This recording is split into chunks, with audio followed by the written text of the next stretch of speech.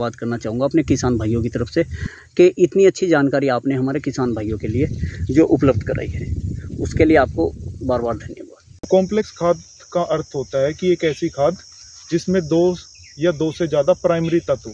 जी, primary तत्व हमारे होते हैं एनपीके। जी जी। और 11 मिला कॉम्प्लेक्स एक ऐसी खाद है जिसमें 3 प्राइमरी तत्व हैं। जी, जैसे एनपीके। जी।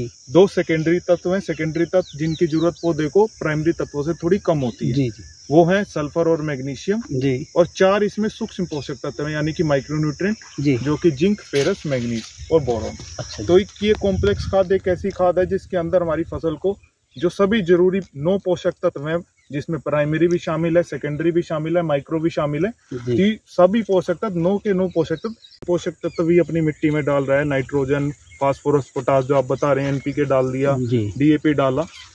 तो वहीं अगर 11 मिला कॉम्प्लेक्स को वो इस्तेमाल करेगा तो उसकी पोषक तत्वों की संख्या बढ़ेगी, सल्फर मैग्नीशियम बढ़ेगा। और दूसरी चीज क्या है कि 11 मिला कॉम्प्लेक्स एक ऐसी टेक्नोलॉजी से बना है जिसे प्रिल टेक्नोलॉजी कहते हैं। जी। इसके एक ही दाने में सभी भाइयों को राम राम। मानव अहलावत यूट्यूब पर स्वागत है भाइयों।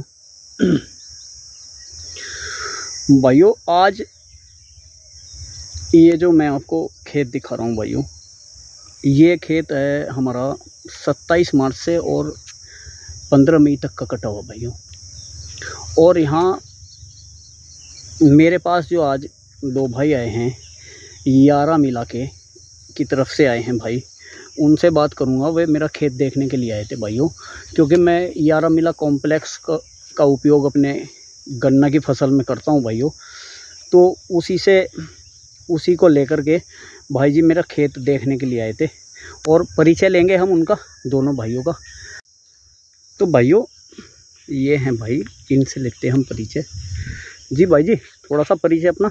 मैं आसिफ मलिक जी, 11 फर्टिलाइजर से मैं बिजनौर टेरिटरी इंचार्ज हूँ जी। अच्छा। और मेरे साथ हैं डॉक्टर शुभम है जो रीजनल एग्रोनॉमिस्ट हैं। चलिए नमस्कार, इनसे ही परिचय ले लेते हैं। नमस्कार हमारे सभी दर्शकों को। मेरा नाम शुभम चौधरी है। मैं 11 फर्टिलाइजर्स में अपने पश्चिम उत्तर प्रदेश में जो शुगर केन की हमारी कोर बेल्ट है उसमें एज ए एग्रोनॉमिस्ट काम करता हूँ। जी, थैंक यू। तो भाइयों कुछ सवाल पूछते हैं इनसे, 11 मिला कॉम्प्लेक्स के ऊपर पूछेंगे भाइयों जी। कैसे 11 मिला कॉम्प्लेक्स जो है ये प्रोडक्ट क्या है, ये कैसे काम करता है, क्यों लगाना चाहिए किसान भाइयों को, बिल्कुल, और क्या क्या फ़ायदे इससे हमारी फसल में होते हैं भाइयों, ये सारी बातें आज इनसे पूछेंगे हम।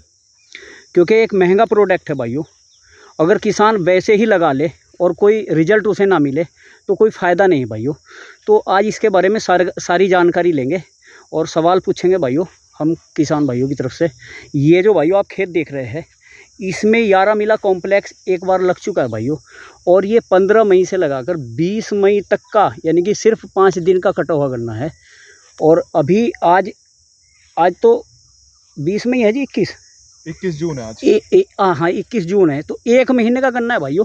और ये सिर्फ 11 मिला कॉम्प्लेक्स का ही जो रिजल्ट है, जो इतना अच्छा ये गन्ने की पैदावार इसमें खड़ी हुई है। तो बात करते हैं भाइयों, मिलवाता हूँ मैं इनसे भाई से आपको। हाँ, तो भाइयों ये हमारे डॉक्टर साहब, मैं इनसे जानकारी लूँगा। थोड़ा आप ये आसिफ भाई आगे आ जाइए, क्योंकि माइक देखो है नहीं, आवाज़ बिल्कुल प्रॉपर तरीके से जानी चाहिए वीडियो में। तो भाई जी मैं आपसे ये जानकारी लूँगा अपने किसान भाइयों की तरफ से कि पहले हमें आप ये बताएं कि ये 11 मिला कॉम्प्लेक्स प्रोडक्ट जो है आपका, ये है क्या? बिल्कुल, चलो मैं बताता हूँ आपको जी। देखो, सबसे पहले हमें ये जानना जरूरी है कि कॉम्प्लेक्स खाद कौन सी होती है। जैसे 11 मिला कॉम्प्लेक्स का नाम है 11 मिला और उसके बाद लगता है कॉम्प्लेक्स। जी जी। तो कॉम्प्लेक्स खाद का अर्थ होता है कि एक ऐसी खाद जिसमें 2 या 2 से ज्यादा प्राइमरी तत्व। जी। प्राइमरी तत्व हमारे होते हैं एनपीके। जी जी।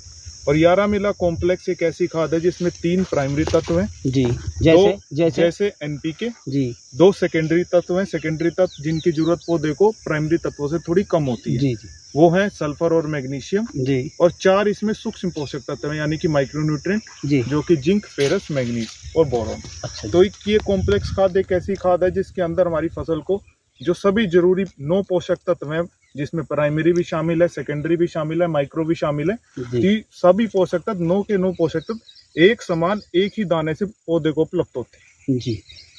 तो भाई जी दूसरा सवाल है हमारा कि ये किसान भाइयों को किस समय लगाना चाहिए? बिल्कुल जी।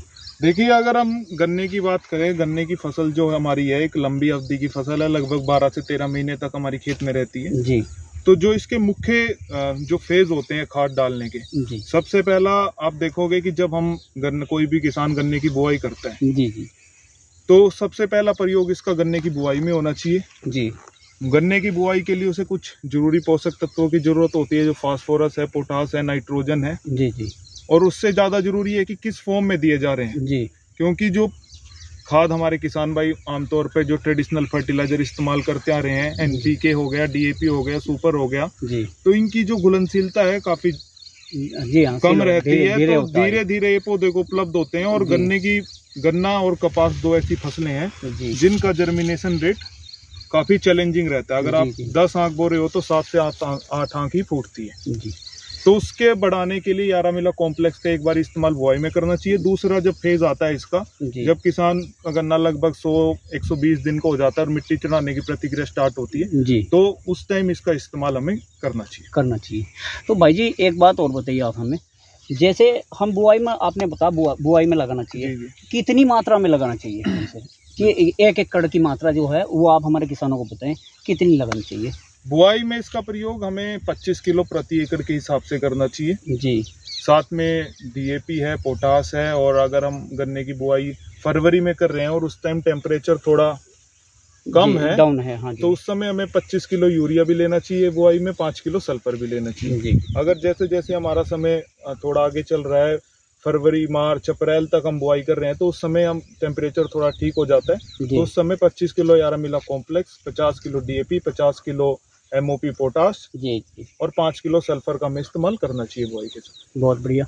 तो भाई जी आप मुझे एक बात और बताइए, क्या जैसे मैं भी जैसे यूज करता हूँ जी, काफ़ी वर्षों से यूज करता हूँ जी, यारामिला कॉम्प्लेक्स को अपने खेतों में लगाता हूँ, तो जहाँ तक मेरी बात है तो अच्छी फसल पैदावार मैं ले रहा हूँ फसल की अपनी।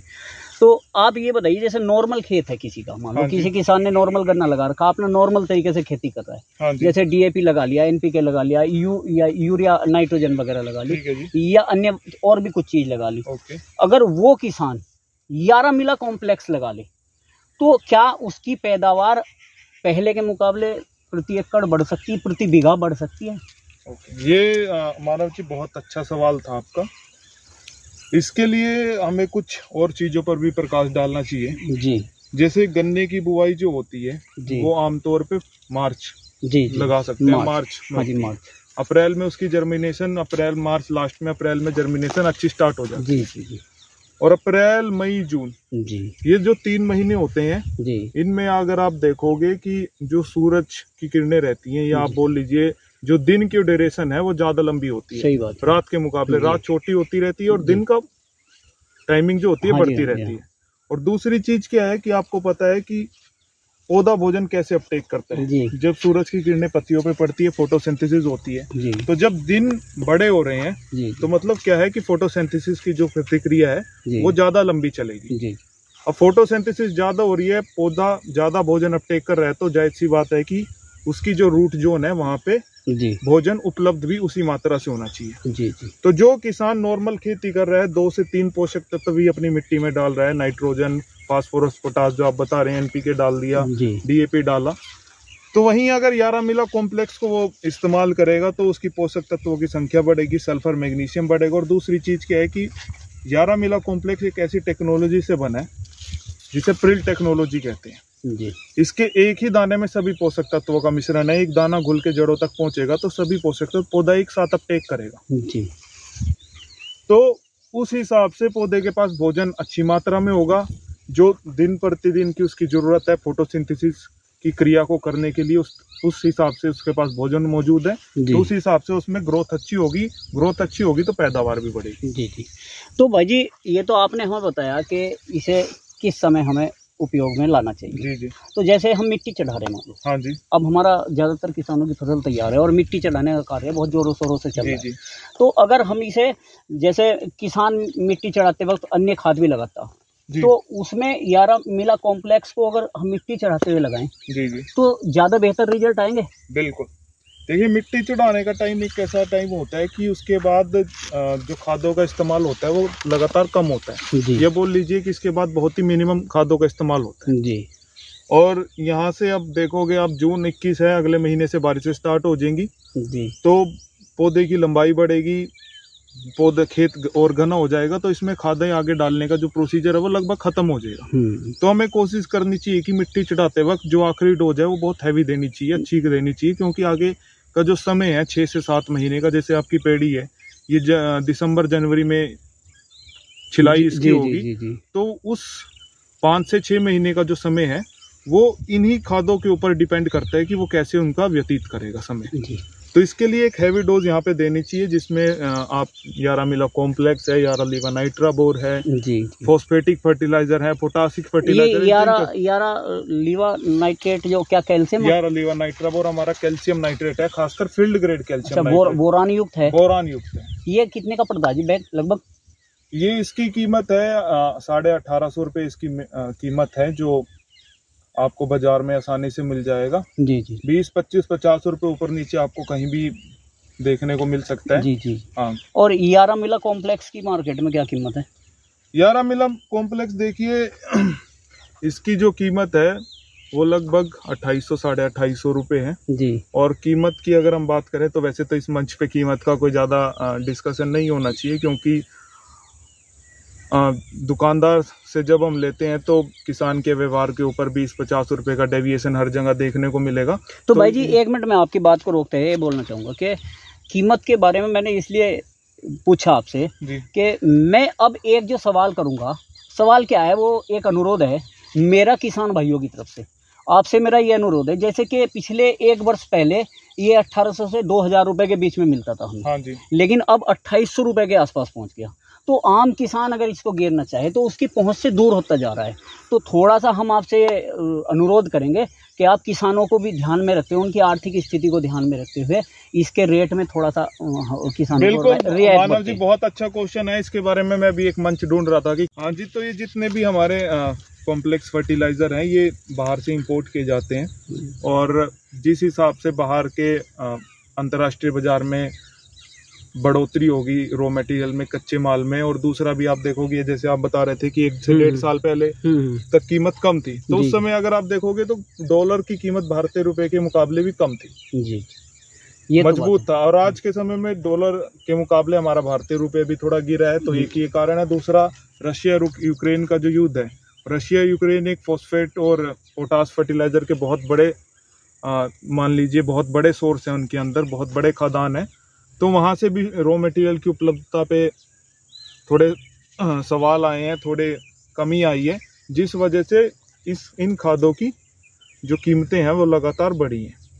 तो भाई जी बहुत बहुत धन्यवाद आपका, जो आपने इतनी अच्छी जानकारी हमारे किसान भाइयों को उपलब्ध कराई। मैं आप दोनों भाइयों का ही तहे दिल से धन्यवाद करना चाहूँगा अपने किसान भाइयों की तरफ से, कि इतनी अच्छी जानकारी आपने हमारे किसान भाइयों के लिए जो उपलब्ध कराई है, उसके लिए आपको बार बार धन्यवाद। ठीक, तो भाइयों ये थी आज की वीडियो। ये जो भाई आए थे मेरे खेत पर, भाइयों इसमें यारामिला कॉम्प्लेक्स लगाया मैंने, तो ये देखने के लिए आए थे, क्योंकि बहुत थोड़े समय की कटी हुई गन्ना पेटी है भाइयों, ये आज 1 महीने की हुई है, और इसकी ग्रोथ और इसकी जो है टिलिंग वगैरह है उसको देखने के लिए आए थे। तो भाइयों वीडियो कैसी लगी? अगर अच्छी लगी है तो कमेंट करके बताना, और वीडियो को शेयर करना भाइयों, और लाइक करना। फिर मिलते हैं एक नई वीडियो के साथ। धन्यवाद, राम राम।